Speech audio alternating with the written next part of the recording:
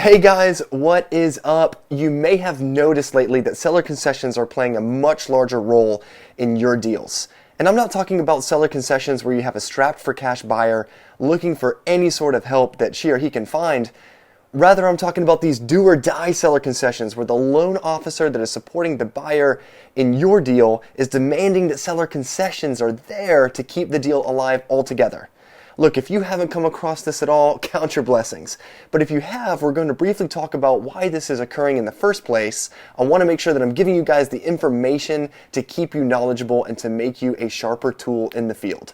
Mortgage pricing 101. Mortgage rates are always associated to a price, and that price is largely relative to the purchase activity of mortgage-backed securities or MBS investors. Different markets encourage different investment strategies from the top down, and these prices are a massive and integral part of your buyer's closing costs. So consider this. In the ancient days of the COVID-19 market, MBS investors were purchasing coupons at higher than par mortgage rates. They were selling those mortgage rates to mortgage borrowers while at the same time giving credits to those same customers to offset closing costs. By and large, this was a very popular phenomenon at the time because investors were expecting a rising rate environment in the near future, meaning they weren't afraid that these buyers were going to refinance out of these rates. They were going to keep them, and because of that, the MBS investors were going to make good on their investment. But finding those same kinds of credits in today's environment is extraordinarily difficult, and that's really because the sentiment amongst MBS investors has reversed. There is an expectation of a local rate market decline. So MBS investors are not thoroughly excited about offering a higher rate with a credit to coincide with it, simply because they think a lot of people are going to want to refinance and they don't want to be overly exposed to a refinance opportunity, meaning they're going to retire their rate at par and all of a sudden they lose money because they're not making good on their investment.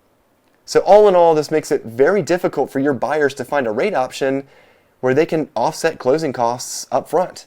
But wait, there's more. To make matters even more tight, the reduced spending by the Fed has decreased the demand for mortgage-backed securities. And this is a double whammy that really puts your mortgage-using purchasers between a rock and a hard place. So it sounds like a whole lot of bad news, but what does this really mean? Without an otherwise reliable means of reducing upfront costs, buyers are going to be increasingly more reliant on seller concessions to get them through the transaction. This is a very legitimate and widespread limitation that is affecting so many families in the marketplace right now. So here's my 2 cents. I recommend being intimately familiar with the appraised values of your client's properties. It may be more beneficial to keep the price on the higher end for the sake of maximizing seller concessions. I've seen it happen so many times this year, and it's actually saved quite a few deals that I've been a part of. Stay good. I'll see you next time.